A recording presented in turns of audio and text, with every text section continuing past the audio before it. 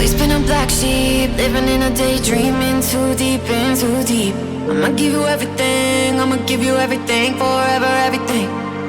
You want me, go no sleep, gonna keep it all G, on the same team, same damn team.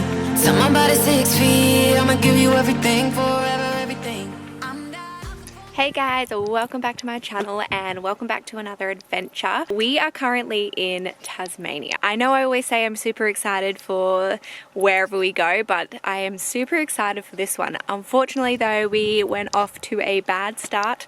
About a week ago, we flew into Hobart, and unfortunately on our plane was a man who was positive for COVID. So at 8 p.m. that night, we get a phone call. We have to go into quarantine. Originally, they were going to quarantine us for 14 days.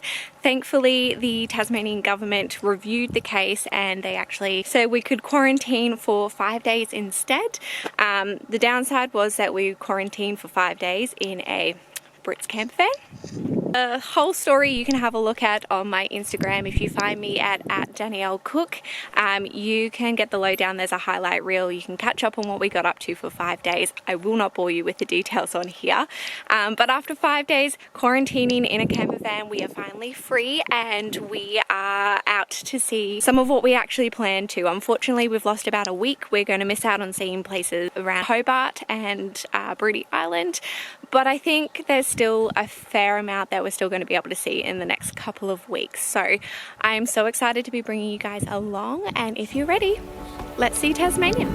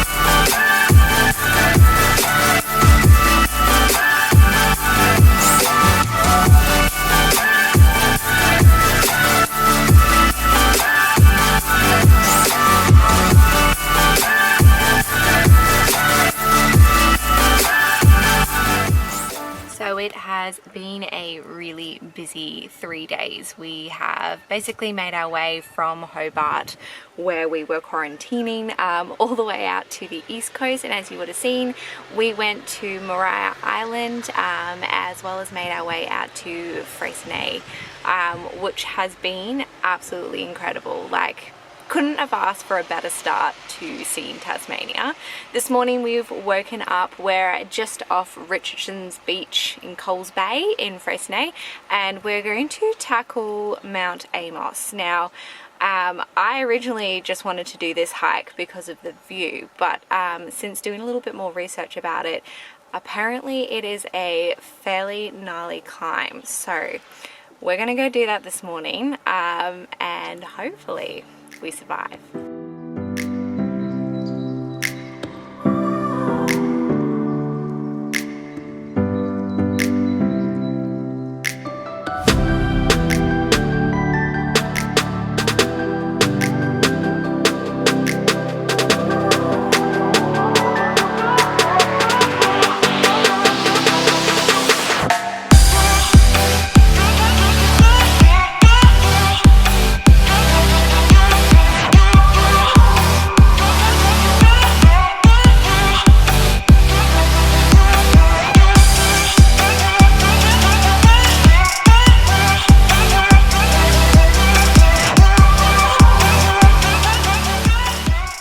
So we have just rocked up to a place called Nature World, which is in Bacino. I think that's how you say it. But we're going to go see the Tasmanian Devils tonight in a thing that's called Devils in the Dark. So the company actually runs a little fireplace where they then feed the Tasmanian Devils, and while you sit around the fire and you get a little bit of wine, cheese and crackers, you get to sit back and strangely listen to the sounds the Tasmanian devils make.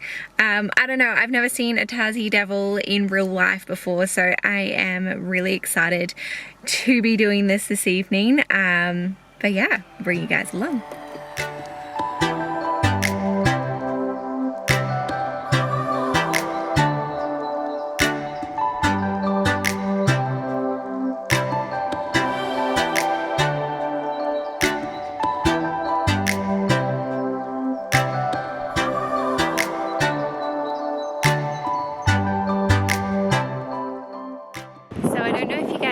It's pretty windy where I'm sitting at the moment, but we have made our way up to Bennelong Bay, or some of you might have heard it called Bay of Fires. They're pretty much in the same precinct, and it's just amazing. Spectacular rocks that have this orange colouring to them against this aqua turquoisey blue ocean. It's actually really, really amazing. So we've come over here and actually stumbled across a beach this afternoon, which is absolutely gorgeous. We decided to sit front row to the ocean, have some cheese and crackers, and just enjoy the afternoon. Tomorrow we get started on a morning out at the Bay of Fires. We're going to spend a bit of time there before starting to make our way up north to Launceston. This is our last couple of days that we're spending here on the east coast of Tassie. From here we're basically going to pinpoint our way up to Launceston. We're popping into the Blue Lake. We are then having a session at the floating sauna on Lake Derby, and then we're going to stop in at Bradstow Estate. I think that's how you say it, so that we can see the lavender fields. I'm not sure if they're going to be in bloom this time of year. We are a little bit early, but we'll still go have a look, and then we're going to make our way into Launceston, where we sort of then start heading our way down south after that. So yeah, that's the plan so far. I'm really excited. I think it's going to be a couple of cool days ahead, so let's go have a look.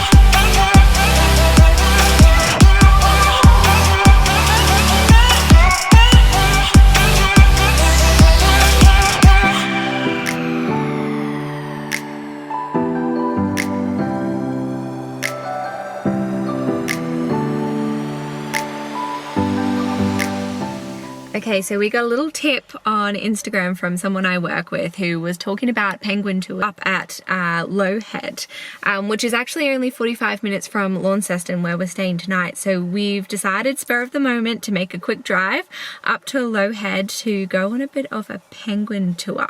So apparently at night time during November to December, like 100 to 200 penguins come ashore at dusk, and they run through your legs. They're happy just to be around. So yeah, we're gonna go see them this evening. I think it'll be really cool.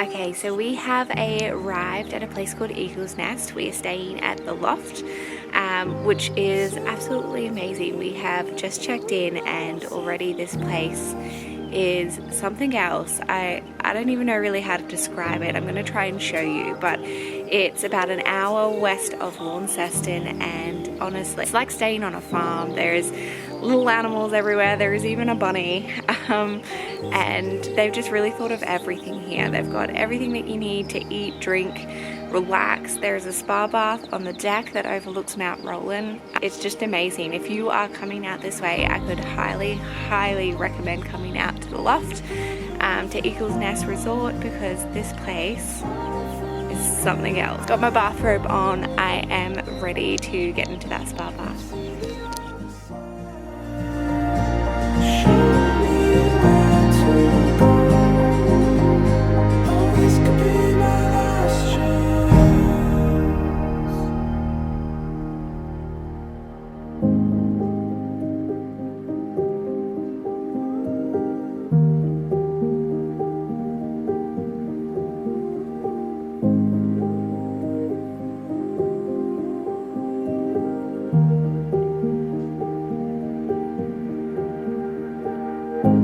See around me, there's no telling what you'll find here. Buried underneath, if you look any further than the storm. Alright, so we begrudgingly left our loft apartment this morning, which was really sad, but we made our way out to a place called Liffey Falls. Liffey Falls is a popular falls just, I guess, probably north of where Cradle Mountain is. It is quite close, and it's actually got a campground there that's free. That's where we're staying tonight. It's actually pretty incredible. Like, there's rivers that run through right where the campsite is. It looks like wombat territory. It looks quite amazing, and there's free firewood everywhere. When I say free though, I mean like they've cut down trees and you kind of have to do the fine cutting. But yeah, no, it's got everything you need. And we kind of keep saying that if this was somewhere in Queensland, it would be so popular. Like, it's a shame that we can't swim because it's kind of -degrees at the moment. Really pretty. I'm going to show you guys around, and I will take you to Liffey Falls with us. We're going to head that way this afternoon. It's apparently a 3-hour return 6K hike. But I hear that it's pretty straightforward, pretty easy. So we're going to go do that this afternoon, and then tomorrow we are making our way into Cradle Mountain, and we're going to spend the next 3 days in Cradle Mountain, which I'm really excited for. This is one destination that I have been really keen to get to. So let's go have a look.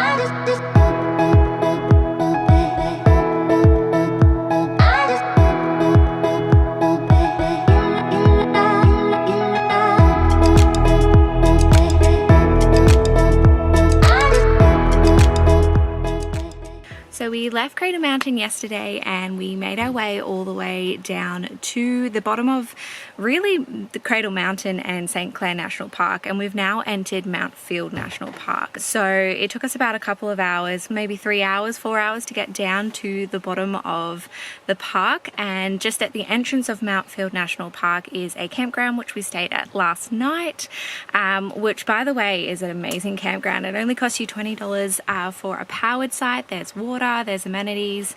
It's just actually a pretty great spot to stop. So if you are camping or in a caravan or a camper van, that is some place I can really recommend you stopping in to stay at. Today we are going to go see some waterfalls. Apparently a fairly easy walk into Horseshoe Falls and Russell Falls, and those are the two waterfalls we're going to do today. And then we're going to make our way all the way back into Hobart. We're actually pretty lucky. We managed to find a way to actually win ourselves back a day. So if you guys remember, we lost 5 days at the start of the trip, so we had to exclude Bruny Island, which I was actually really sad about because that is one spot I wanted to go to.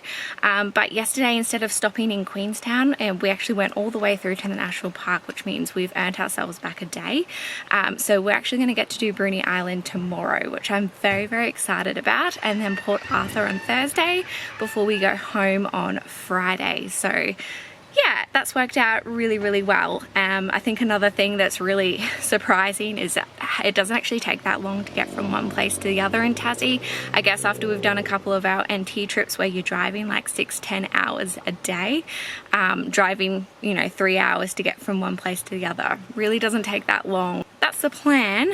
So we're gonna go see some waterfalls this morning, and then I will catch you guys over at Bruny Island.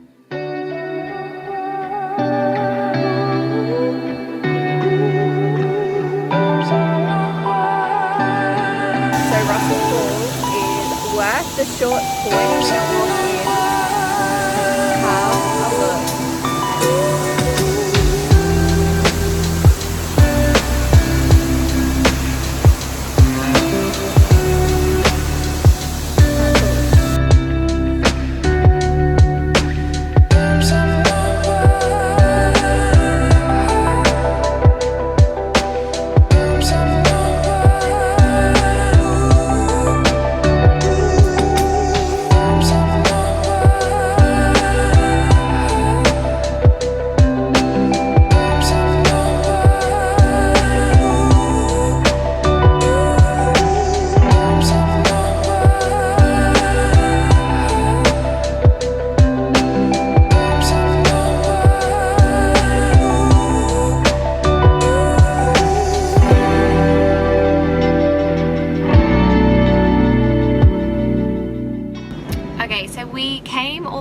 Bruny Island this morning, and we spent the day there, which I'm going to show you guys what we got up to.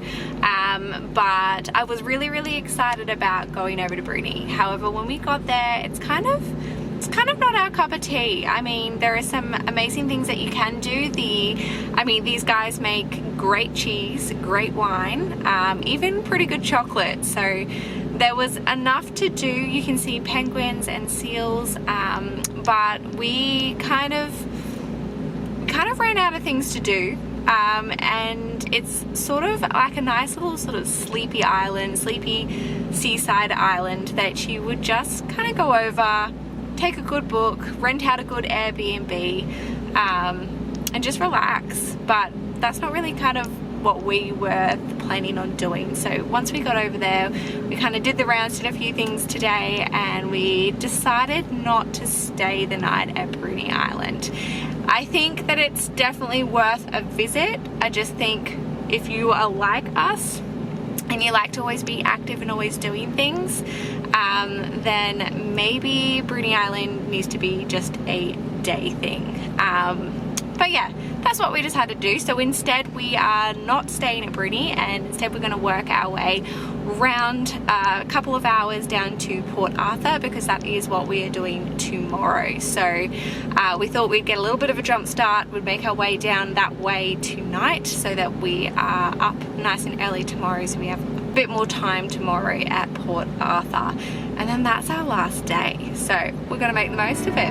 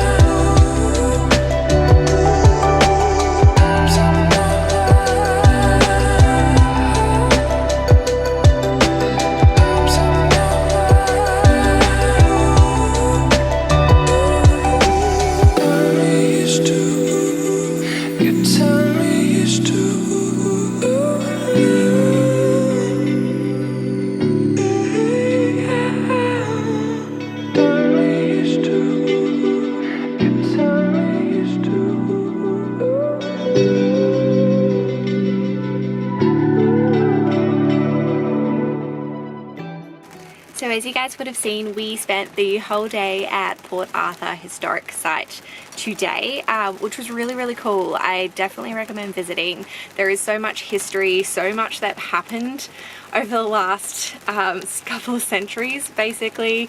There's just so much information, so much to see. Really, really cool if you're into seeing old buildings and learning a little bit about the way things used to be. Yeah, definitely recommend it.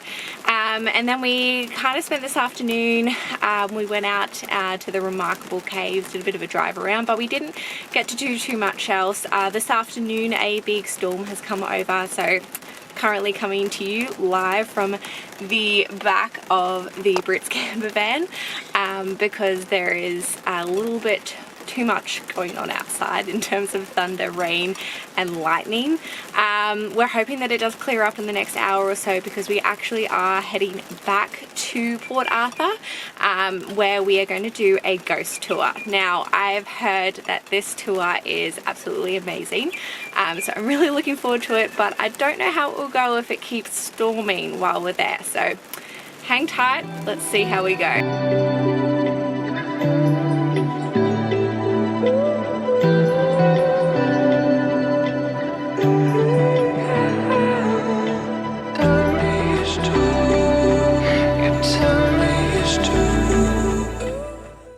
So we just got back from the ghost tour. It did continue storming, but it actually only just added to the atmosphere. Like, she'd be telling a ghost story and then all of a sudden there'd be a clap of thunder and lightning.